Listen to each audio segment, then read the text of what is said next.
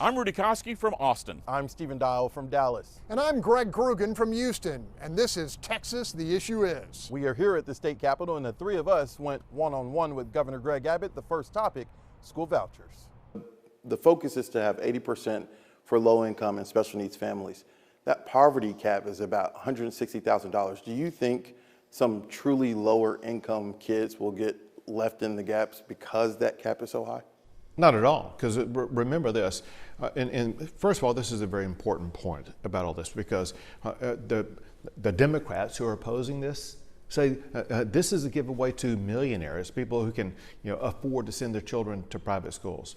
Instead, 80% of this is going to people who cannot afford some of those private schools. And what it provides, as you pointed out, is that 80% of these funds will go to people who fall into the category of 5 times the poverty level or less, and that should make up about 80% of all the students are going to be receiving the school choice option. And so this provides, whether you're at 1%, 2%, 50%, whatever the case may be of the poverty level, you're going to have now a chance to be on the same level as a wealthy person in being able to choose the school that's best for your child.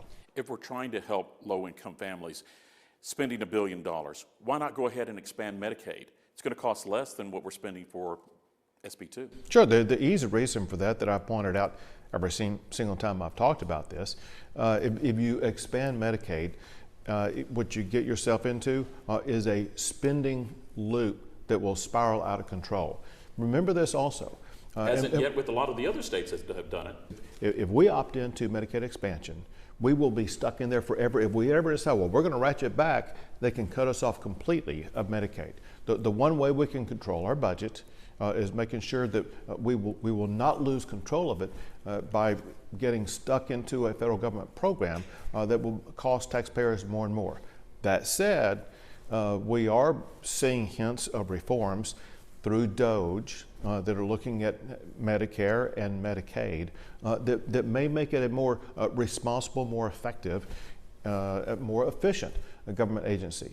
If they're able to make that more efficient and put controls on it, it could be something that we take a look at. Governor, one housekeeping question on education, then we'll move to the border. Is the teacher pay raise 100% factor this session?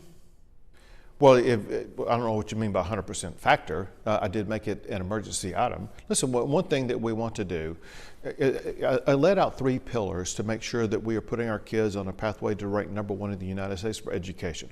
One is we must attract and retain and pay the best teachers. The other is academic excellence, and the other is parental empowerment. Some people think, well, we can pick and choose to one or the other of all those. If we do one or two, we're really not helping our kids be on the pathway to the best education. We need all 3 of those elements to ensure that Texas children truly will be on a pathway to the best education. A memorandum of understanding, unprecedented, allowing Texas Guard to make arrests of illegal immigrants on the border. Why was that necessary? It was necessary because of having to respond to the unprecedented number of illegal immigrants that had crossed the border. 11 million in 4 years. There's nothing in the history of the United States of America that even approaches that. But even worse than that, it's not just 11 million people. It's a large volume of those people are criminals, known terrorists, people who pose an existential threat to the safety and the future of Texas and the United States. We as a country and we as a state have to step up and do everything that we can, remembering this, and that is 2/3 of the border between the United States and Mexico is Texas. And so Texas is ground zero for this. The Trump administration is shorthanded as it concerns ICE agents, Border Patrol agents, and other personnel that's needed to be able to arrest and detain and deport these people who are crossing the border illegally. This is a force multiplier for the Trump administration to make sure we're going to do a lot more effective job at denying illegal entry and deporting those who do come across illegally. Governor, DPS told me last month that illegal border crossings are down 80% compared to this time last year. You've said before in a gaggle that you would consider scaling back if the administration changed with a new focus on the border. Why are things ramping up instead of scaling back if the situation is getting better? They will be deploying more military through National Guard they deploy down there. They will be working with Congress to get a budget passed that will provide more ICE agents, more Border Patrol agents. Those two areas, Border Patrol and ICE, they were decimated under the Biden administration. And so while we're waiting for Congress to pass budgets that will provide the funding for the Trump administration, Texas is a gap filler for the Trump administration at this time. Governor, you've asked the president to reimburse Texas $11 billion for border security expenses. Did you read his book, The Art of the Deal, first before you made that ask? Did not. But listen, this is something that the Trump administration has been talking about before, about helping to reimburse the state of Texas. It's something that the Texas congressional delegation is all in. I'm going to be going back to Washington, D.C. next week to work with the Texas congressional delegation, as also meet with some other members of Congress that are key in the budget writing process to make sure that we're going to be on a pathway where we will be able to get a reimbursement. No, Americans really appreciate what Texas had done to stop the flow of illegal immigrants. Think about this. We apprehended more than 500,000 illegal immigrants. We arrested more than 50,000 illegal immigrants. We seized enough fentanyl to kill every man, woman, and child in the United States, Canada, and Mexico combined. The point is this: no one can truly say how many people are alive today and because of the fentanyl that we seize here in the state of Texas. We had a limited time with the governor. My word, confident. Rudy, what about you? Overtime, because we're coming out of the game. There you go. I'm going to go back to Saturday Night Live and the parody on George W. Bush when he said, "Victoriant." All right, the Fox X Trio will have much more to discuss right after this break. The Fox Texas Trio is back. Governor Abbott talked about a lot of things, and he kind of stayed on the fence on some topics. When we were talking about SB2 school choice and money, you asked, why doesn't Texas expand Medicaid to get more money? Right, if we're spending $1 billion for this, I asked him, why not spend, a little bit less money to expand Medicaid here in Texas? That's a big issue. And I found it very interesting, Greg. He kind of opened the door. If the Trump administration does a big job in revamping, reforming Medicaid, no strings attached, maybe, just maybe, Medicaid expansion could come to Texas. Yeah, Rudy, I heard that too. He said, look, if there's a back door for us to back out, if we don't like what's happening in terms of how much money we're spending, we might be good to go on it. So that's progress, if not perfection, for those looking to expand Medicaid. And I mean, he talked about not having a back door, but some states have shown that there is a pull in case of emergency, right? That's right. Definitely, several states have an opt-out option if the formula is changed by the federal government. So we could do that. And again, $1 billion for school choice, a little bit less or about the same amount to expand Medicaid, win-win. And there's a lot of interesting things. Another thing that you brought up that I found interesting was the teacher pay issue. Maybe my word should have been punted instead of overtime, because overtime being, will there be a special session? Will all this get done? Or are we going to have to come back for a special session? But he kind of punted on that one. Look, I said, is this going to be a 100% factor this session? And he asked as if, what's a 100% factor? Look, he wants to do this. It's part of his emergency priorities, but he also wants to keep that tool in his tool belt. If the whole thing goes to hell in a handbasket, he can hold raises for teachers over the Democrats' heads for the second session, full session in a row. So I think he wants to keep that leverage. It's pretty smart. Also on SB2, did you notice that they have configured this thing to where 80% of the money goes to those who could be considered middle class or lower, kind of undercutting the argument of welfare for the wealthy. Has it been effective, you guys? Well, I think the pitch is effective, but I mean, we still have to look, and we won't really know until that lottery system plays out as to, is it going to be a bunch of kids from $150,000 households or truly low-income families? And let's face it, it's 500% above the poverty level. So we're not talking a lot of low-income kids here. It is a big door open. So we're just going to have to see. And Senator Royce West, he got an amendment in there or an item in there in regards to tracking the money. Yeah. So if this thing does move through and that stays there, we're going to know who gets it. All right. The Fox X Trio will be back to take a closer look at some of the other topics Governor Abbott talked about.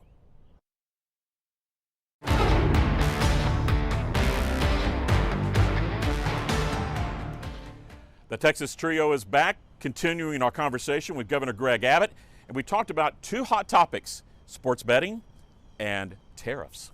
President Trump is somewhat of a Teddy Roosevelt, big stick diplomacy. He loves to basically say, I'm going to do this if you don't do this. The tariffs scares a lot of people, especially with our trade with Mexico. Have you spoken to him, and do you support how he is doing that?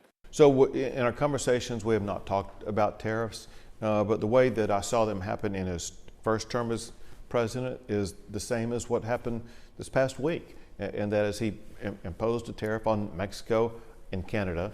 Before they went into effect, Mexico and Canada talked to the parent to address the concerns the president had. You used that big stick too. Say it again? You have used that big stick too. It's important to use all tools that are available to you to achieve the goals you're trying to achieve. And for Trump, this has repeatedly worked out.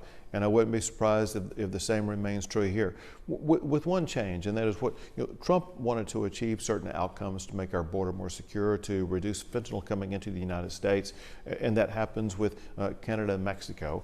And his goal with regard to China may be different.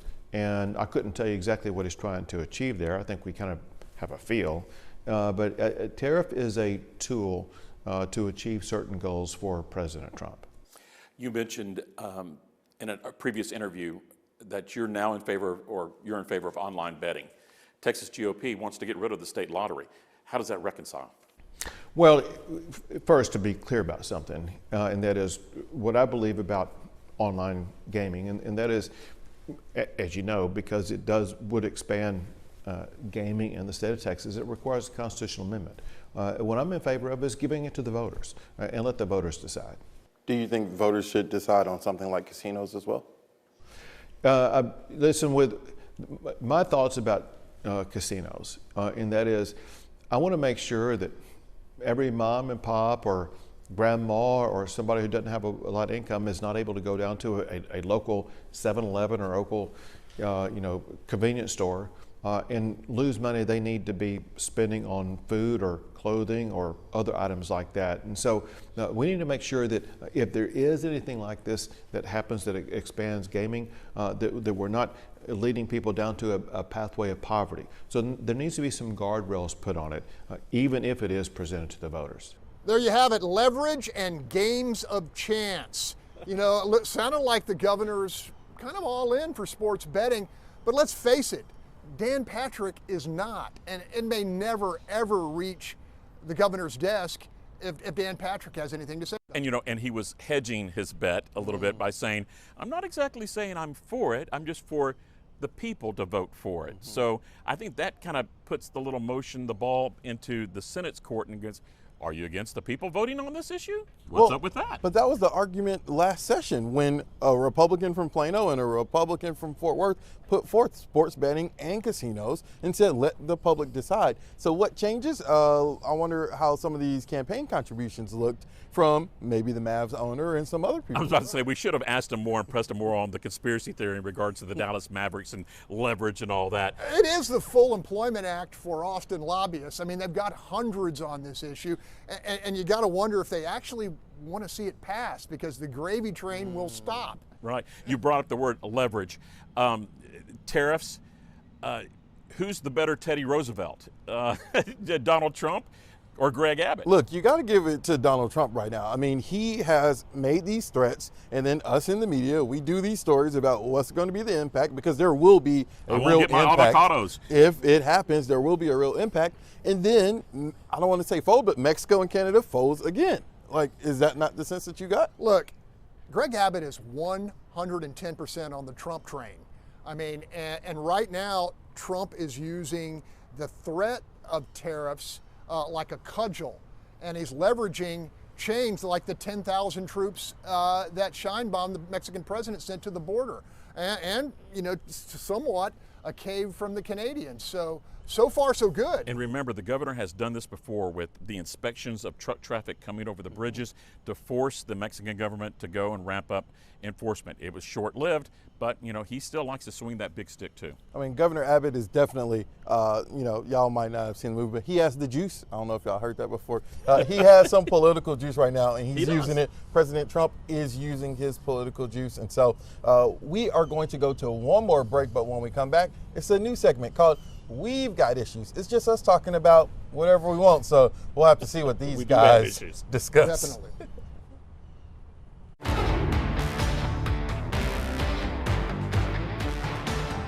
There's always something left on the cutting table. What are you still thinking about? Look, I asked the governor about this unprecedented move to deputize the Texas Guard to make arrests. He made a little news for me when he suggested the feds don't have enough people to do this job. They can use us. He might be asking for the feds to outsource border security to Texas with a new revenue stream. Did y'all get that? Yeah, and he kind of that answered in a way your question of when do we scale back? Right. Maybe there is no scale back. I mean, he definitely, like I said, he has a lot of political power right now, and so he's using it. We'll see if I haven't heard about any court challenges about that yet. Look, he's asked Trump for $11 billion in repayment for what we in Texas have done on the border. Even if he gets a chunk of that, that's a major win.